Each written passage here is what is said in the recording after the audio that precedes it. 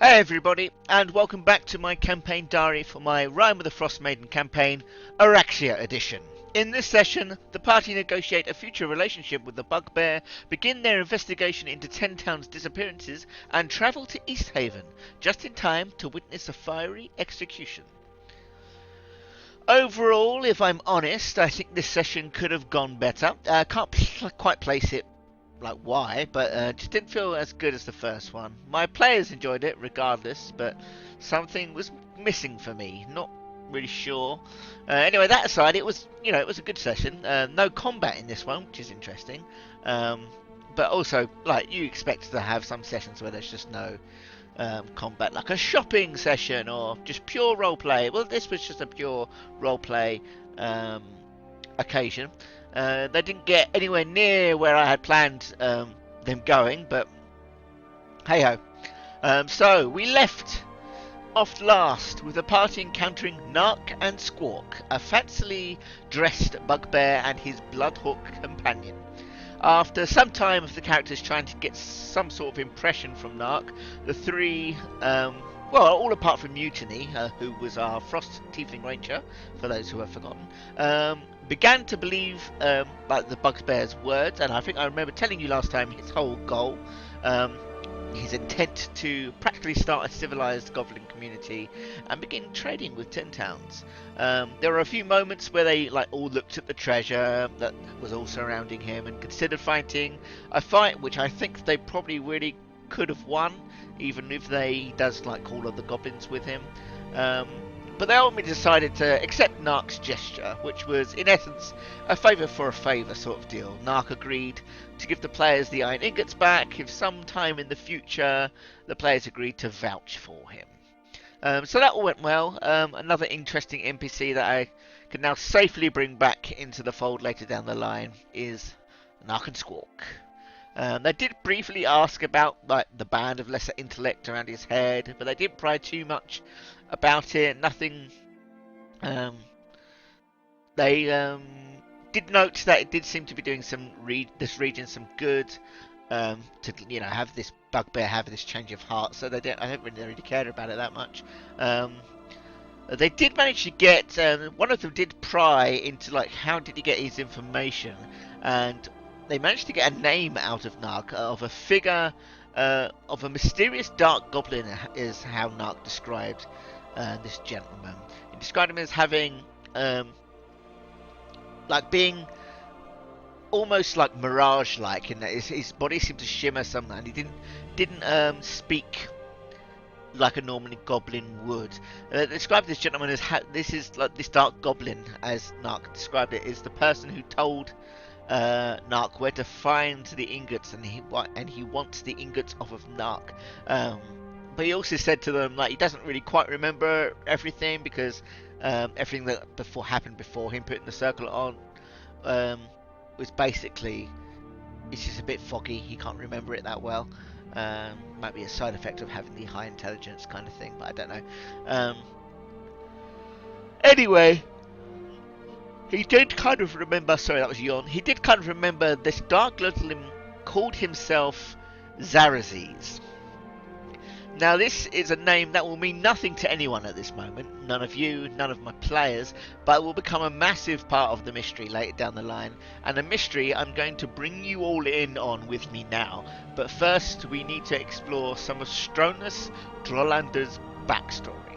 Now Stronus is our Jorgen divination wizard, played by my friend Carl.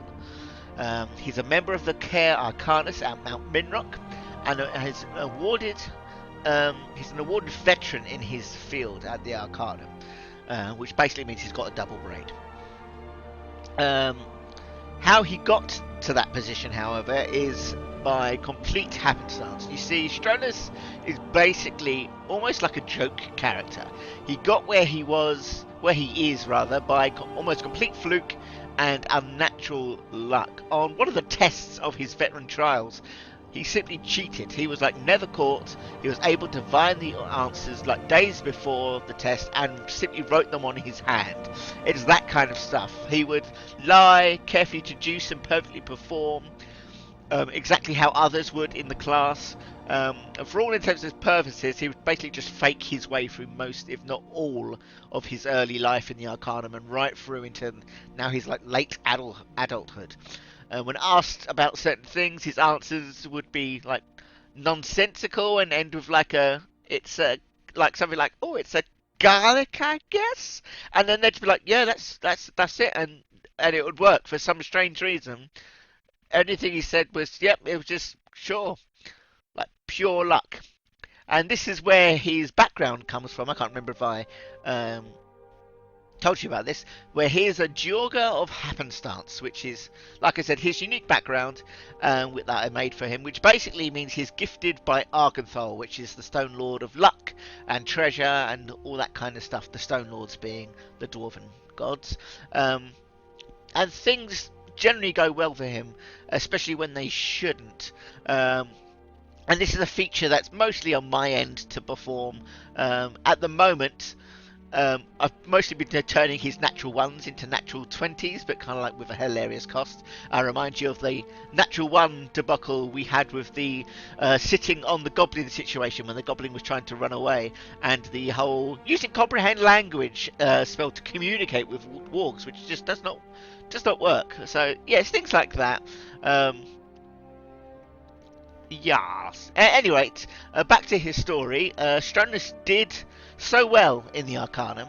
He outshone all of his peers and all that nonsense that they actually sent him to the Vindel Wildlands to lead an expedition and in some small order a recolonization effort to a lost Jorgen hold that they'd discovered somewhat recently. So quite a big deal, quite a big thing to give to anyone really, but they happened to give it to this Jorga of Happenstance. Anyway, things started out well in the forests of the Wood Elves. Oh my god, sorry, your excavations, research, and all matter of scientific discovery went underway.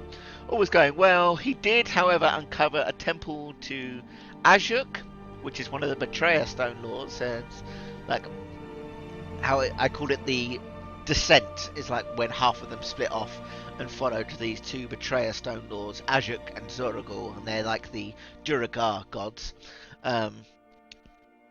So yes, he found a temple to Azuk, a discovery which in his foolishness largely ignored. At any rate, things were going so well that 3 of the Council of 5 that run the Arcanum came to visit. And it was here where Stronus' luck finally ran out. During their visit, a Balor rose from beneath the hold. For anyone that doesn't play D&D, I don't know why you'd be listening to this for one thing, but a Balor is basically a devil of shadow and ash. It's the Balrog from Lord of the Rings.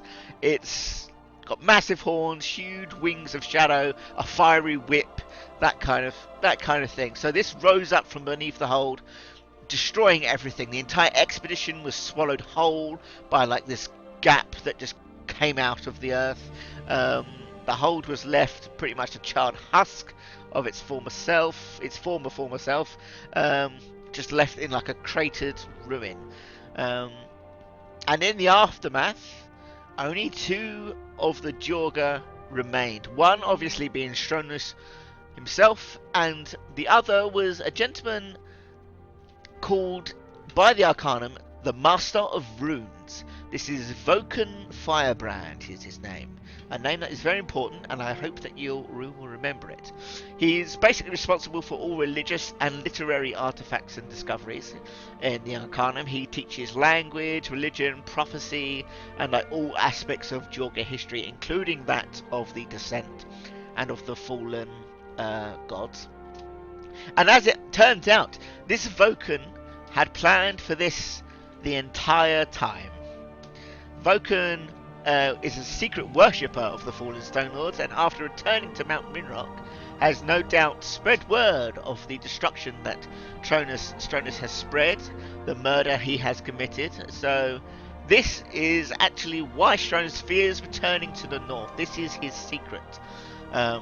His entire society might even actually have turned against him, and should his return be noted by his peers, he will probably be sought after and attempted to be killed, or worse, just ridiculed and all that good stuff.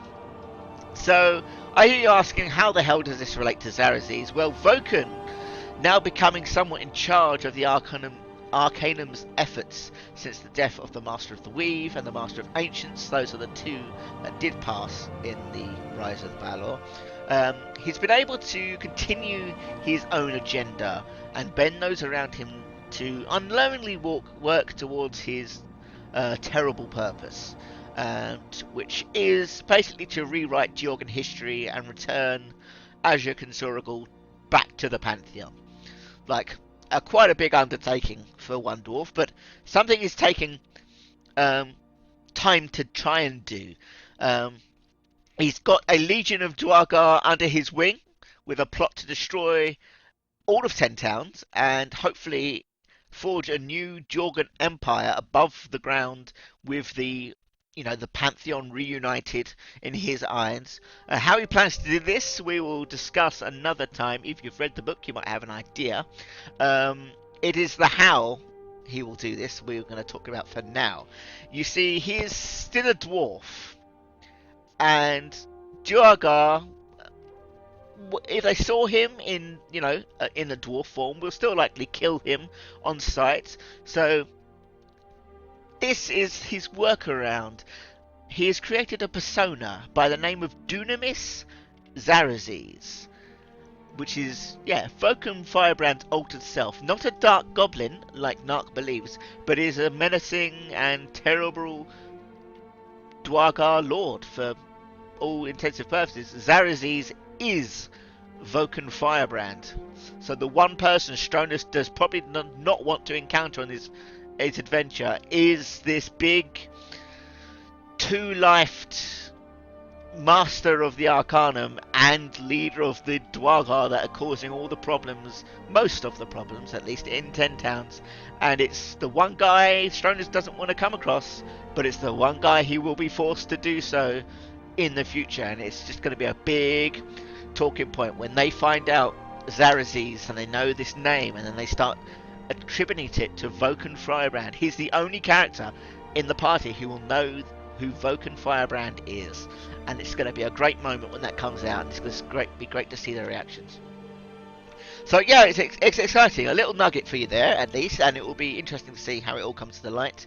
But I digress. Let's get back to the session. So where were we? They return to Bryn Shander, that's correct, iron ingots in tow, and receive their reward, a whopping 75 gold pieces per head and a hefty 10% discount from Black Iron Blades. None of them have actually used that discount yet, but there we are. Shortly after, Hruna meets them again and asks about the shipment. This is where she explains, that they explain to her the circlet. And she says, oh yeah, it was in a hidden compartment in the wagon. That was what I was hoping to get, along with some other bits and bobs. And they tell her about the trade agreement with Nark. And she's not actually, too distressed about not getting her stuff. She kind of thinks, oh yeah, this could be a good idea. Like a goblin society, trade with 10 towns. She's all about... Her and the Monuments Vigil are all about preparing the towns for something. They don't know what they're preparing them for, but they suspect Dwargar are causing like the Rime. They're just making sure everyone can get along before something terrible happens. Because to everyone, especially in the Monuments Vigil, this Rime is much like a calm before a storm. Like something is coming. Everyone feels like something is coming, and they're just there to help them prepare for whatever is coming. So, Hruna says to them, great, you're right, well done, and all that stuff. She asks the party then to help her with another thing, which obviously they're more than happy to do. She asks them to go see the sheriff and help him with his investigations into some local disappearances on behalf of the speaker. So they go and see the sheriff, who goes by the name of Markham Southwell, at his office. It's like a dark-skinned human, a blue cloak with like a fur lining around the shoulder, has chainmail, a broadsword at his side, and he gives them basically the brief of what's going down. So people have been disappearing, he tells them, and he suspects a cult that may be sacrificing people to Aurora. Now, this is something I've told the characters, like in the intro, that is something that's been going on. I've been, and now they've found out in character. This, something that's been going on. They've been sacrificing people to Aurora in order to attempt to appease her. But, he's found little evidence to support that this cult exists, and he kind of, if it does exist, he's kind of reluctant to maybe push it further because he's a bit of a believer himself. So he asks them to investigate the possibly related disappearances in Targos and East Haven, as well as the Bryn Shander one. He explains to them that the apothecary in Bryn Shander, which they've already discovered previously, owned by Terence Twigblight, is the name of the guy who's gone missing. It was ransacked and abandoned when the guard first arrived to investigate. But the group are more than welcome to go check it out to see if they've missed anything. Naturally, they go straight there. The apothecary is called the Mistletoad, which I think is a nice little play on words there. After a few skill rolls, and Stroner's punching a hole in the ceiling for some reason, they don't come up with anything. And this is basically because there was nothing to find. It was like a rather anticlimactic part of the session, but not that they knew it was anything was going to be there, but in some ways, I think it's important to do things like that. To say it's not. A lot of the times, it's not going to be that easy. It's not going to be done up perfectly. There's going to be some things where there are just dead ends, and there might have been a few things they could have done to pick up on certain magic auras or whatever, but that's far beyond them at the moment. So yeah, that's where they pretty much left from there. So they just decided to go to East Haven. But before they did that, they did stop by the Temple of the Dawn Sister. That's Sifreya, another of the Lost Lords of the North. She's about she's a kind of like the bringer of the sun kind of thing. They went there to buy some potions of healing before heading out. Given that the apothecary wasn't around, they thought the temple might be another place. So they meet Mishan, a somewhat inappropriate priest. Inappropriate in the way that he's terribly annoyed with his help. Who's a gnome by the name of Copper Nobanoka, and he incessantly argues with him, and this priest is just not very priestly, really. You can actually, when they go in, they can hear these bangs and knocks coming from upstairs, and the priest is kind of writing in his book, and every now and then he just stops, takes a long sigh, and then closes his eyes briefly before just continuing along like he's not heard anything. And of course it's Copper, this gnome, just working on something upstairs. And anyway, they asked Mishan for some potions, and with a little bit of tuned down bedside manner, he's basically said, no, I don't have any. You can go speak to Copper if you want, but good luck with that. So they go upstairs and they experience Copper, I think is the words Mishan would use. Copper is the type of gnome that you wouldn't want working in customer service. He is somewhat rude, no, not overly rude, more of a responds to provocation kind of rude. He's very eccentric and peculiar. He wears a fluffy brown coat that makes him look like a teddy bear, with these dark black goggles as well, as he tinkers away in this heap of bits and bobs that I've said is around the entirety of this domed upper section of this temple, like a mountain of bolts and metal that he seems to just be working on.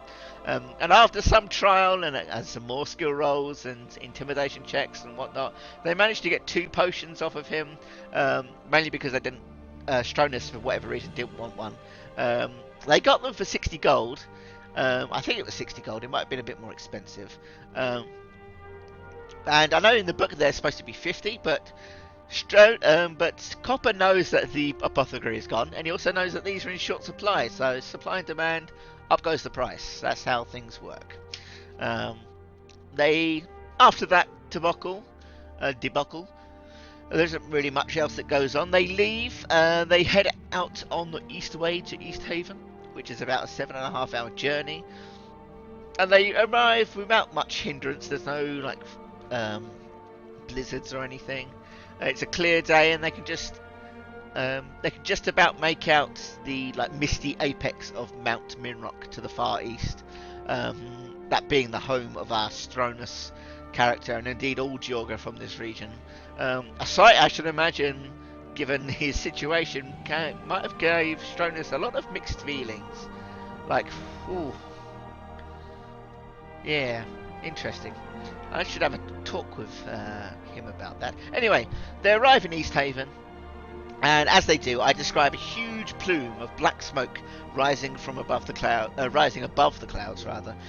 coming from the city centre. I tell them how they walk towards a gathering, like a crowd of people shouting and cheering, and they detect a mixed levels of relief, anger, and most importantly, fear. I've described to them the silhouette of an elf being burned in a great pyre, unmoving and unflinching. It seems to be not reacting to the fire at all, if it's still alive.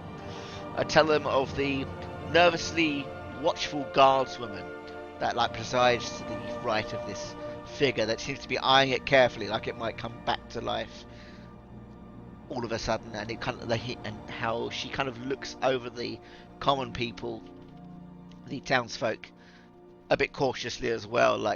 It's like a bubbling cauldron she's trying to manage.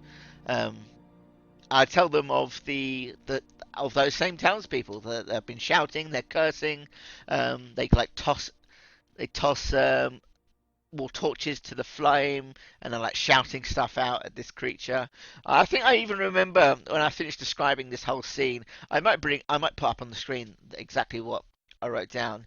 I think I recall Raina saying something along the lines of "Oh, this is barbaric," and I knew from then I knew it was about to be question time. They're already starting to walk towards this guardswoman, but I took the initiative. The guardswoman instead introduced herself.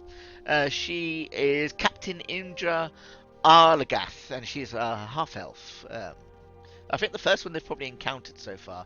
And the captain proceeded to ask them where they've come from, what their intentions were, all that sort of stuff.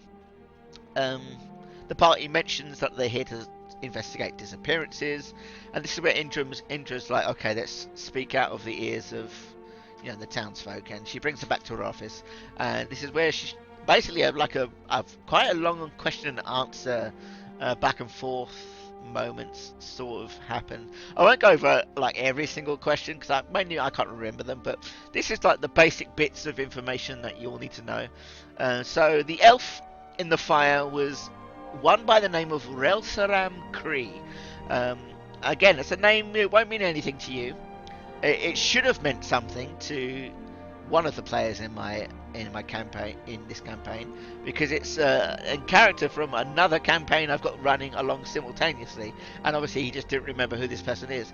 It showed up relatively early in that person's campaign, but I would have thought they would have recognised the name, and they could have put some interesting dots together in their own metagamey head. But anyway, yes, Relsaram is a very interesting character for this game, and there'll be more on him and his ilk and what he is about later. Don't know how soon, but yeah.